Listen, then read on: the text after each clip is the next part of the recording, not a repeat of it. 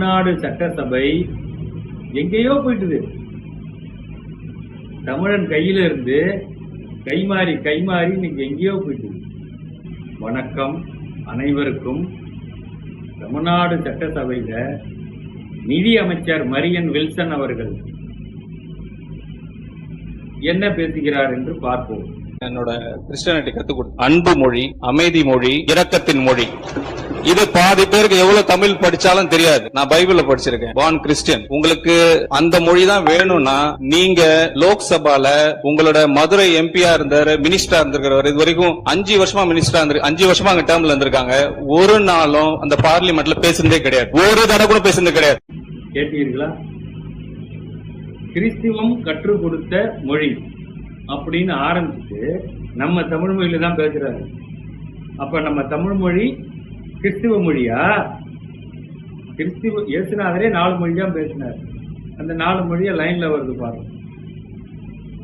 இந்த தமிழகத்திற்குள் 1830ஆம் ஆண்டு முதல் மக்களை மதமாற்றம் செய்ய அனுப்பியவர்கள்.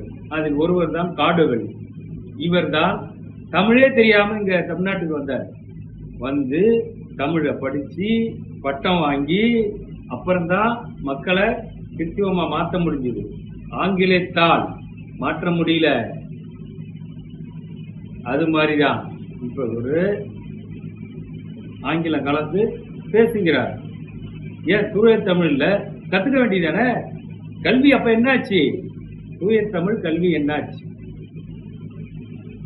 தூய தமிழ் பேசினவர்கள் பூர்வீக குடி தமிழர்களான எங்களை துரத்தி விட்டார்கள், ஏமாற்றி விட்டார்கள். தூய தமிழ் பேசுறவன் திருட.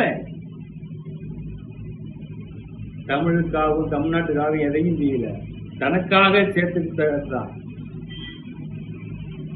ஒரு மரியன் வில்சன் தெரியல, ஆனா இனிமே கத்துக்கலாம். ஆனா கத்துக்கிட்டு பேசினா நல்லா இருக்கும்.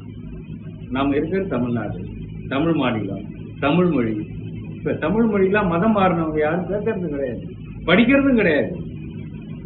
ஒரு தமிழனையும் தமிழையும் கொண்டுட்டு போய் மதத்தின் உள்ளே அடைத்து விட்டார்கள். இப்படியே போனா அப்புறம் அடையாளம் இங்க இருக்கும். திராவிட ஆம்புலேட் தான் இருக்கும். தமிழன் கல்வெட்டு இருக்காது. திராவிடர்கள் இவர்கள் எல்லாமே திராவிடர்கள். நீங்க சட்டசபையில இருக்கிற எல்லா திராவிடர்கள் தான். நம்ம தமிழர் கூடிய மல்லியாக்கள் இருக்காங்க. அவங்க எல்லாம் அடிமை. என்ன அடிமை? ஆண்டான் அடிமை. அடிமையா இன்னொருத்தனுக்கு அடிமை வேலை பார்த்துட்டு இருக்காங்க.